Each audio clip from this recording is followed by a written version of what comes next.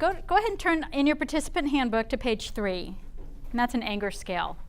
That scale we actually use in about 6 different lessons. We'll go through all of it today, but we break it down into different pieces. As you can see, we're having them look at the feelings under anger.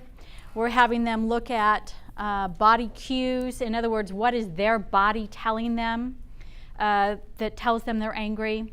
And then we're going to look at the actions. What is it that people do that tells you they're angry?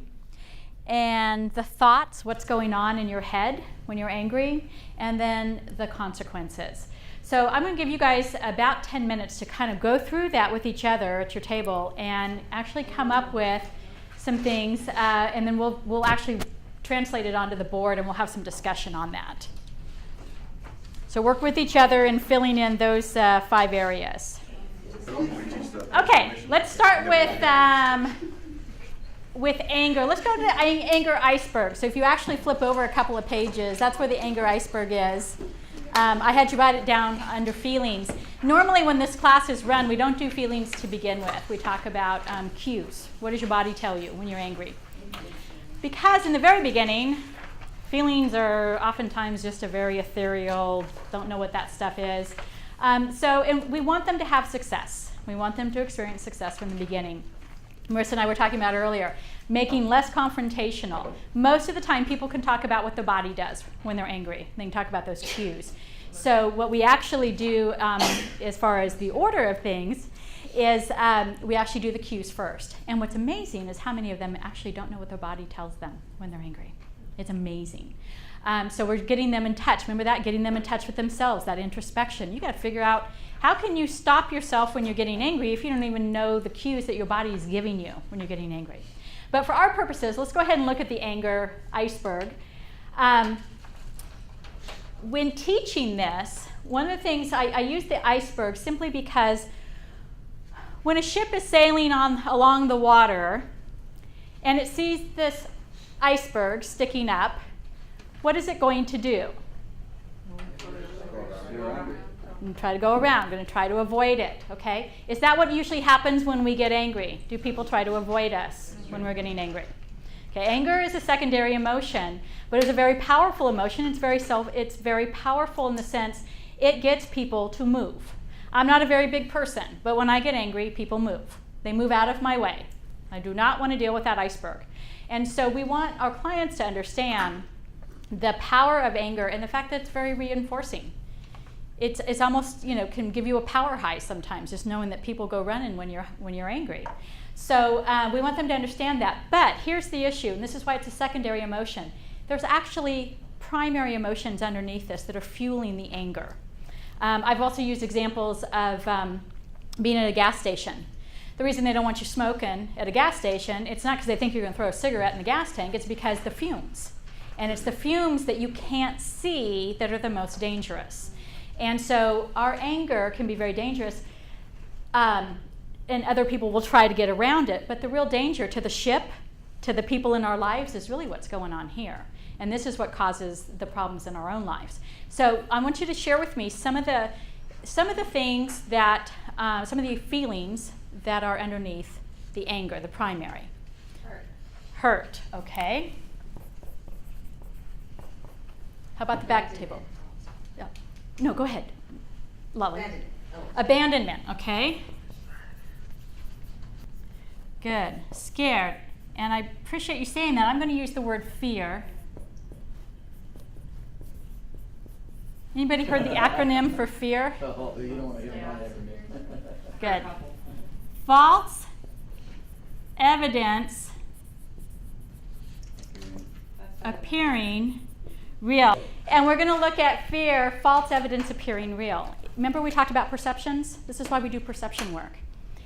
If what I see appears to be real to me, but it's false, I haven't looked into it enough, then I'm going to make a decision and my actions are going to be based on that false information.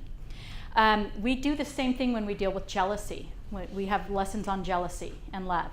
And the one with jealousy is understanding that if I walk in the room and my partner's talking to another woman, and I just make the assumption that, that he's hooking up with her or whatever, what do you think my actions are going to be like?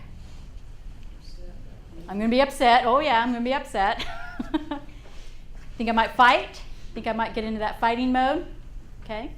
And so all based on false information that appeared real to me. It kicks in with that abandonment issue. Okay. So one of the things we want them to start understanding is how to look at the truth of the matter. We have a lesson called fact or judgment where they actually read statements and they have to determine, is that a fact or is that just your opinion? So many times they take their opinions as being fact and it's not. So we want to teach them how to distinguish that. That's why we have 52 weeks. We have a lot of stuff that we want to work on, that we want to teach. But we're going to start with just looking at what are some of these emotions that are really going on. Because then we need to ask about the truth of that. Is my partner really trying to leave me and hook up with that other girl? Or is that just, my insecurities? Insecurity would be one. Would you guys agree with that? Okay, give me some other emotions. Disappointment. Disrespected. Confusion. Confusion. They don't know what's going on sometimes. It's just all jumbled. And when you're confused, how does that make you feel? Unsettled, insecure. Secure. Okay. You just gave me a great opportunity. Sometimes you want to take their words that they give you and you want to dig a little deeper. What is it? Why would being confused make you angry? So you want to get a little deeper with that. Sometimes they'll give you situations. When they do that, they haven't given you a feeling, then you take it to the next step. So how do you feel when that happens? Okay? And so those are ways you can start to get to the feeling underneath the behavior. Sometimes you'll get a blank from some of them. They just really don't know. So a question to ask them is, what makes you mad? So think about a situation. Somebody give me a situation that makes you mad. Somebody cuts you off. Boy, you and I are so similar, I'm like road rage queen if I didn't teach all this stuff. So why does it make you mad when somebody cuts you off? Because I got important things to do. I don't want to slow down for anybody. So they make you feel unimportant. They steal your time. Yes. Steal your time. Okay. Can it make you unsafe? Somebody cut you off? Definitely, yeah. Okay. None of us like to feel unsafe in that environment. So do you see where you can take this with the feelings? You're just simply pointing out the picture of the iceberg, what's going on underneath the iceberg. This is really where the danger is. It's not necessarily as much up here because this is what you see. If you don't know what this is, if you don't recognize, if we cannot recognize our own feelings, it's going to be real hard for us to manage our anger. Anger is a primary emotion. It is also a God-given emotion. Okay? It's designed to protect us. If somebody comes at your child to hurt them, and anger is going to give you that adrenaline to be able to protect that child, to be able to run after that person or fight with that person. And so it produces chemical reactions that we need to be able to protect ourselves. Unfortunately, most of our anger is what we would call unrighteous anger. It's anger that's based on hurt feelings. It's not based on a protective nature. We may have misread the situation which triggered our anger. So that's why it's important for us to start to realize these, because these I can deal with. These I can start to examine. Maybe this person, did something that made me feel disrespected, but do I know that I'm a person that has respect? Does that person's opinion of me really have to have that much power over the way I'm going to respond? And if I can question that, then I can deal with this. Then I can change the outcome of my responses. It's like the story I was telling you about the man in the fast food restaurant. You think he felt disrespected and he felt attacked, but once he began to step back out of the picture and question it, this guy didn't even know who he was. Didn't know anything about him. And that's oftentimes the question I'll ask the clients. So let's say in that example, he decided to fight the guy, beats him up. He's an old man, so and this kid is kind of a big, strong, strapping kid. Probably could have done a lot of damage. Now you're going to jail and you don't even know who that person is. Is that really where you want to spend life in prison because you attacked somebody you don't even know who they are? Was it really worth it?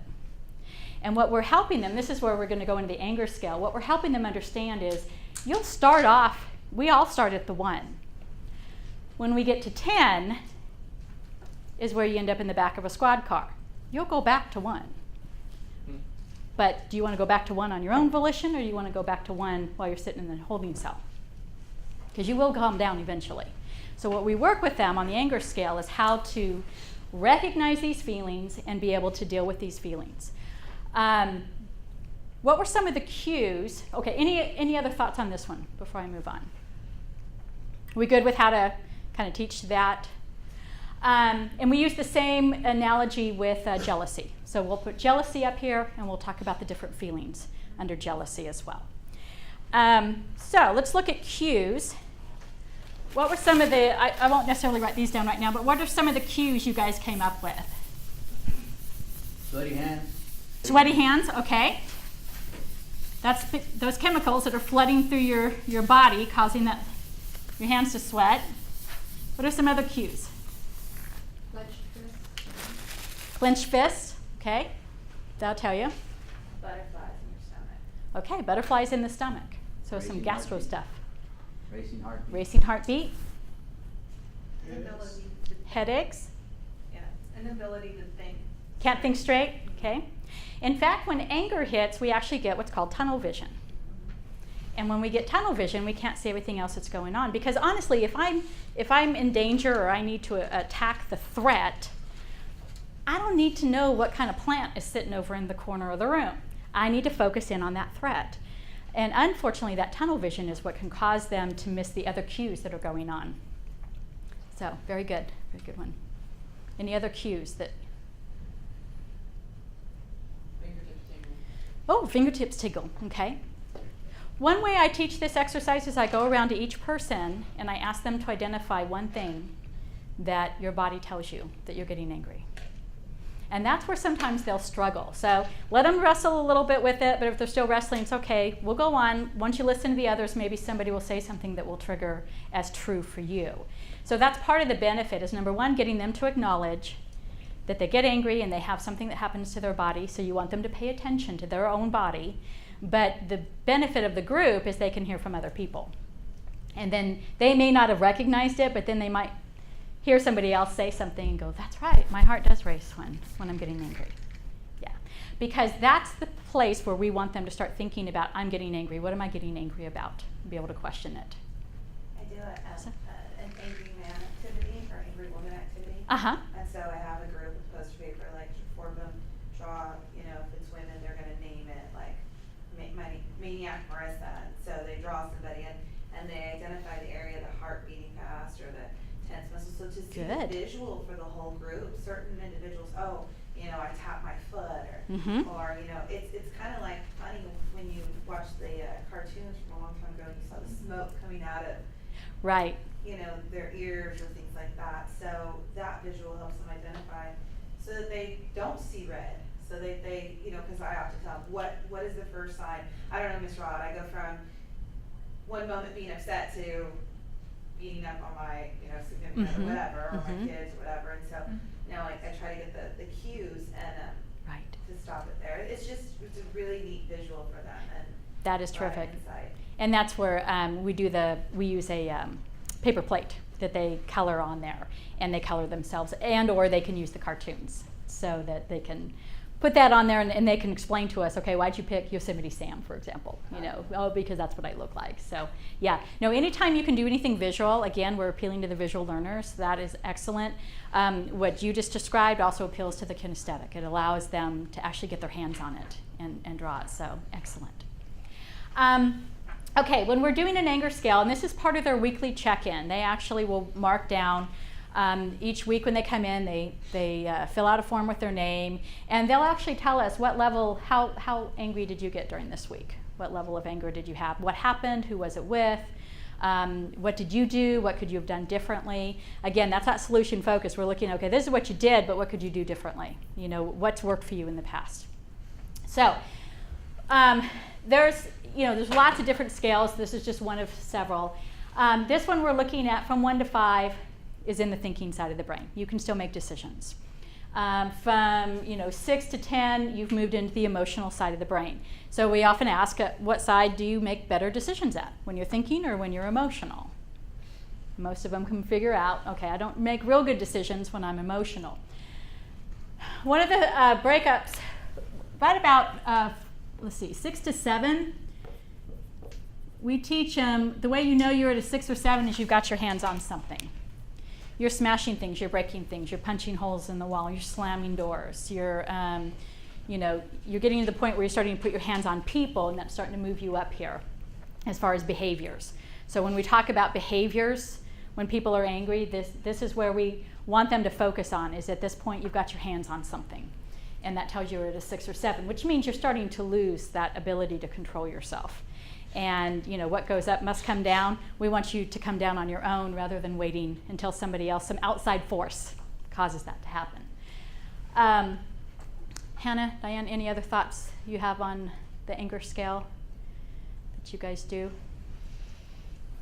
One of the things I've observed is that when we tell them that anger is an emotion that can be controlled, or that you have some control over it, that's hard for some of them to buy, because they've already established that they're angry, that their dad was angry, so they're angry, they were born angry, that kind of deal. So when we're talking about the anger scale, I often get into that it can be controlled. And the example I give them is, if you're in a fit, if somebody knocks on the door, like if they're arguing with their wife and somebody, I said, what happens? You stop. Right. Which means that you can go back Redirect down them. the scale anytime you want to. Correct. It's what you choose to do. And in the correctional, I hate to bring up the jail again, because that's where we're at.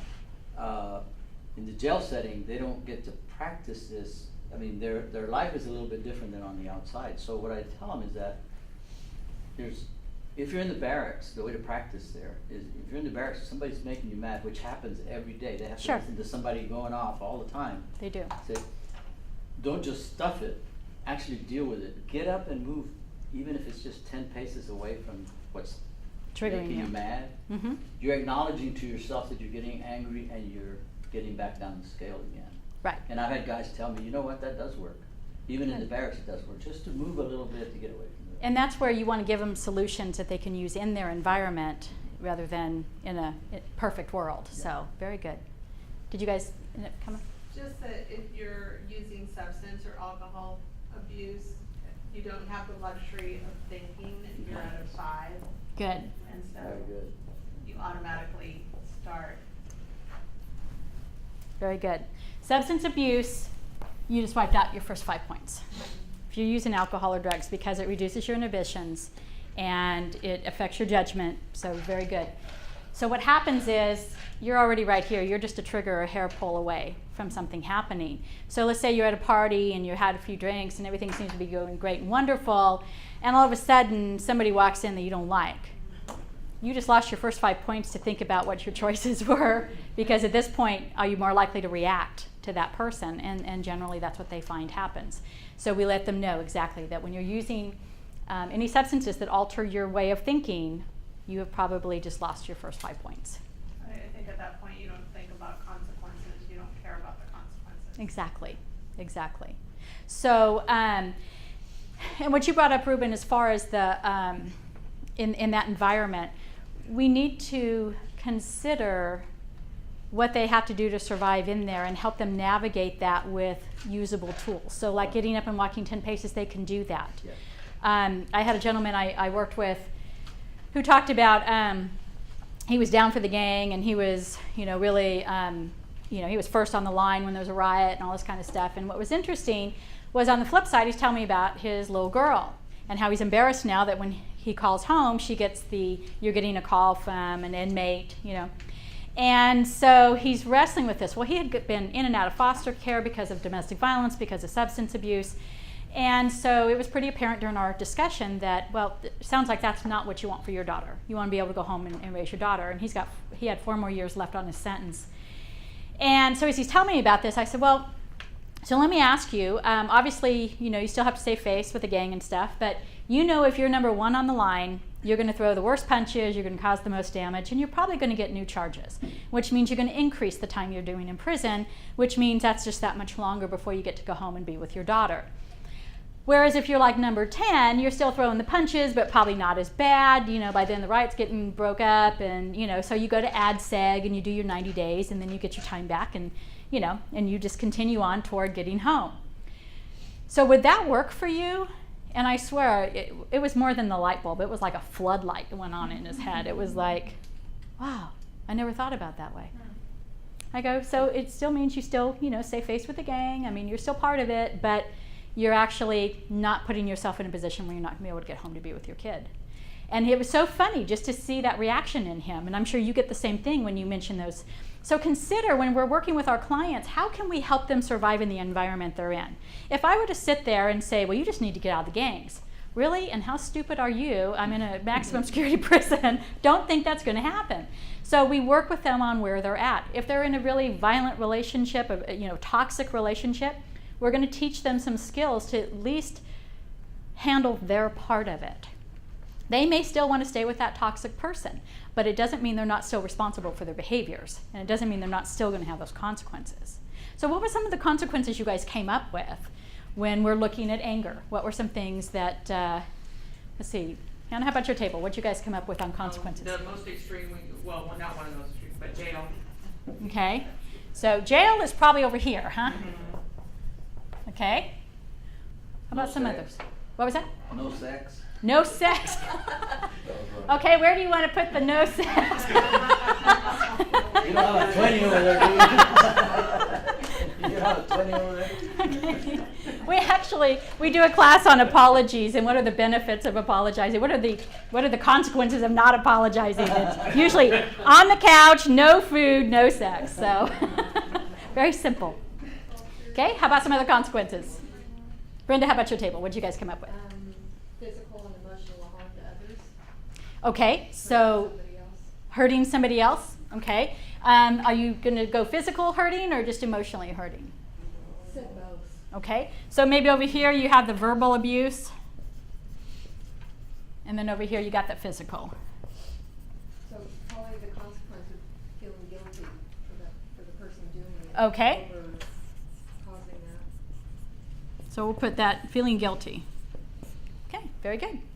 What's another consequence? Trauma Trauma. Okay, trauma in. toward the children and the victim. Okay, so the consequence would be the children and the victim being traumatized. Okay, so we'll put that under that physical. How about the consequences to themselves? What are some consequences to themselves? Loss of job. Okay, lose a job. Yep, because if you're sitting in jail, you're not able to report to work, huh? Monetary loss, like not have to pay fines or fix things that they broke. Oh, good. Divorce. Fix things and divorce. There's a video we watched pretty early in the program called When Men Hurt. And the man that is the, who did the documentary, he talks about breaking his cell phone. And he says, and I'm always breaking my, and that was a twist for him, was the time when he said, I'm always breaking my cell phone, and he just sat there and wrestled for like 30 minutes. I'm going to throw it, I'm not going to throw it, I'm going to throw it, I'm not going to throw it. And then he says, and I still have it as a matter of fact. So it was a sign for him, but he was always having to replace his cell phone because he was breaking it. So are these tangible things? Do you see how this can help them in a tangible way recognize the effects of their anger, the outside effects of that? So anyway, so as we go through, we're constantly looking at all these different areas, their thoughts, their feelings, their actions, their body cues. We want them to know anger intimately because they already do, they just don't know it in a real way. And we want them to be able to understand how they can, because this is about managing it. It's not going to go away. In the faith-based program we talk about, there's a scripture. It says, be angry but do not sin. So why does God say be angry but do not sin? What does that mean? And we engage in conversation about that.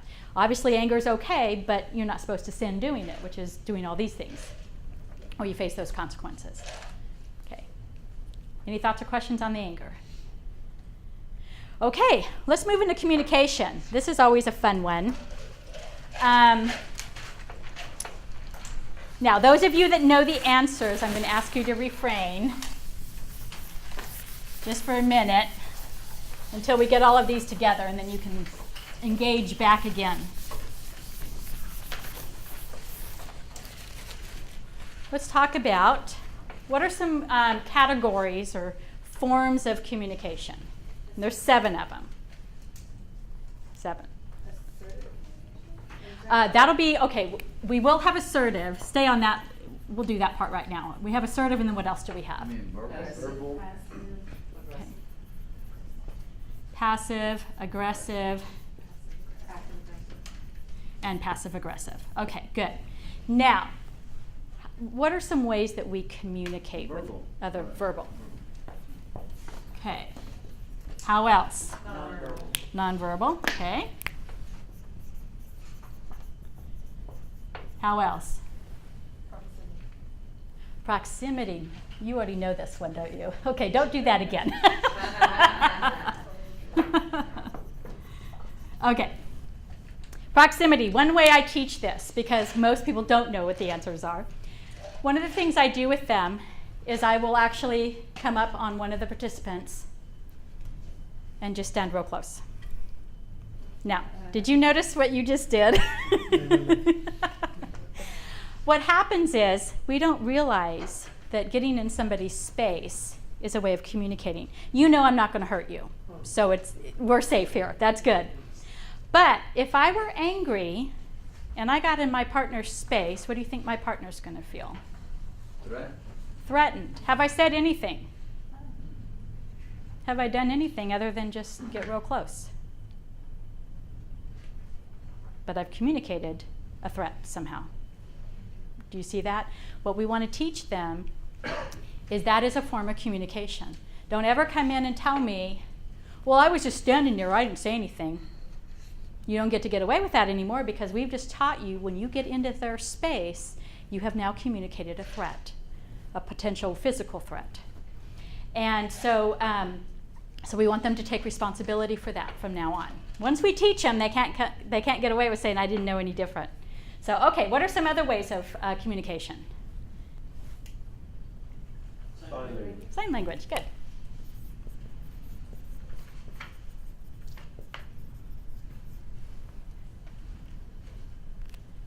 What's another one? We mentioned earlier, we were talking about, we just did an exercise on it. Listening. Good. And we're actually going to call it active listening. Okay, because it actually has the activity of listening. We got 5 so far. Written, very good. If you're doing written communication, how does somebody know you're mad at them when you're sending the text? All caps. All caps. Yeah, explanation points. Okay, written is a very powerful way. See, I can't get something. I didn't know. Now we've got another one. This is a little harder. I decided to wear this today instead of a pair of shorts and a tank top. Appearance. Parents. Would I have communicated differently if I'd shown up in shorts and a tank top? Would you think I forgot I was training today? What's she doing here? She's really comfortable. Yeah. Well, she was serious. Be comfortable. Okay. These are 7 forms that we're going to use in an exercise. They're just simply 7 forms of communicating. And what I'm going to ask you to do in your exercise is to determine an assertive way of communicating, a passive, and an aggressive way of communicating. So I'm going to give you guys, each of your tables is going to get a choice. Let's do active listening. We'll use that as our example. With active listening, what is an assertive way? What's some assertive things that I would do if I were with active listening? What would be? Nodding my head. Okay, doing something kind of positive. Eye contact. Eye contact, okay. What would be a passive? When we're looking at active listening, what would be considered passive? Looking away, looking someplace else. I think. Okay, maybe just kind of looking down, looking off. what would be an aggressive way of active listening? Glaring at him. Yeah. Squinching my face. You ever see that when people, you're talking to them and they start doing all that? It can kind of border on nonverbal, but essentially it's, they're listening to you, but it's a very aggressive way of listening, like, okay, I'm getting ready to fight now. Okay, so here's what I'm going to do. You guys haven't, it's on go to page 11, and you'll see the little grid there, and I'm going to let you guys pick who wants to pick?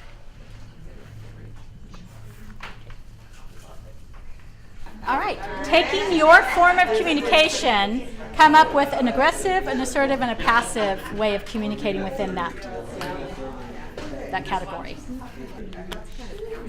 Okay, let's go ahead and share what you guys came up with. Okay, who had verbal? Okay, you guys? And what'd you come up with verbal? What were some behaviors, some things that you would see with verbal behavior that are, what's your category? You have passive first? Aggressive. Aggressive. Okay, what's aggressive? So we put yelling, bad language, use statements such as you never, you always, you'll. Oh, good. Good. Making threats, intimidating the other person, belittling remarks. Excellent. And then Tone of voice. tone of voice. Okay. So what would be assertive with verbal? I say, I statements. Okay. Good. having an even tone, reflecting your feelings, maybe asking clarifying questions, positive feedback, open and honest statements, being calm. Great. And what they're demonstrating, this is something you can use when you get later on in the program and you're teaching all of these things, is to go back and refresh on talking about forms of communication, the categories. And because that's what you guys are doing, which is excellent. If somebody were to come up with that answer, that's something you could just simply share. In the future, we're going to be learning more about that and what that might look like. So excellent. And then how about passive? Being silent or soft-spoken, wavering in speech, not stating true feelings or being too agreeable. Okay, so being too agreeable even though that isn't really what you wanted. Yes. Okay, excellent. Yes? Sarcasm part of passive? Pardon me? Is being sarcastic being part of passive? I would imagine sarcasm. What do you guys think? I'm thinking more passive aggressive. One of the things we teach them also on communication, and I don't know if that handout's there. Assertive is I win, you win. Passive is I lose, you win. And aggressive is you win, I lose. And passive aggressive is you lose and I lose. Neither of us is getting out of the gate on that one. So there is a lesson that talks about that where we actually kind of break that down as well. So good use of verbal. How about nonverbal? Who had nonverbal? Okay, what'd you come up with? For aggressive, rolling the eyes, arms folded, glaring, defensive stance, a frown, maybe what we call a side eye, as if whatever they're telling you really don't believe, but you're listening anyway. Okay. And passive was more smiling, nodding. I forgot flipping hair could also be aggressive, depending on how you do it. Right. And we kind of came up with flipping hair or fingers, anything flipping could be a. Any one of these, if you wanted to take it to different levels, could be either one of these, but they're more associated with one than the other. Okay. And then assertive would be leaning in, nodding, facing, eye contact, and a facial expression of concern. Perfect. Very You good. just did it. Great. Thanks. Okay, so how about proximity? Who got proximity? Okay, what'd you come up with? Similar to what was already brought up by yourself, the standing in somebody's personal space, getting too closely, Mhm. intimidating, maybe standing over them while they're sitting down. What else was on that one? Aggressive. Those are good. Okay.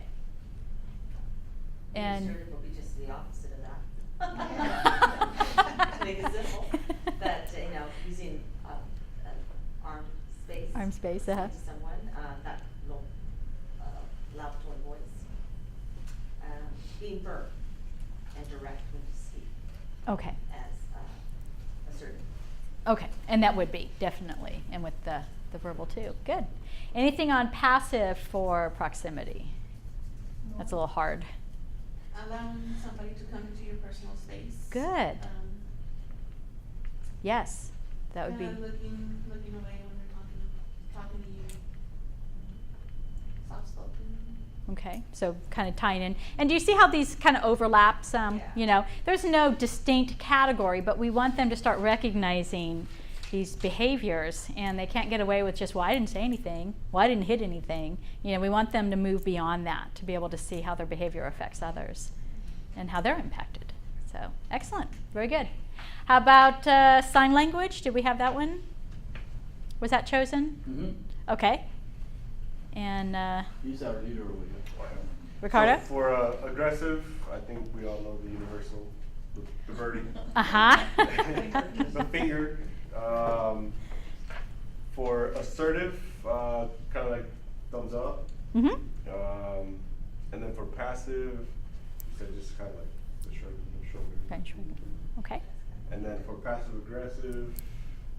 Oh, extra credit. Didn't really talk about that. Is you shrug your shoulders and you flip them off. That's the nonverbal whatever. Okay, great job. Oh, that's a good one. Okay, how about written? Was that our last one? Okay, Juan, what'd you guys come up with? So written aggressive, we put all caps, exclamation marks, inappropriate icons. Then for assertive, it's just being detailed, not assuming that the other person knows what you are writing about, but making Good. sure that you're expressing your point correctly. Good.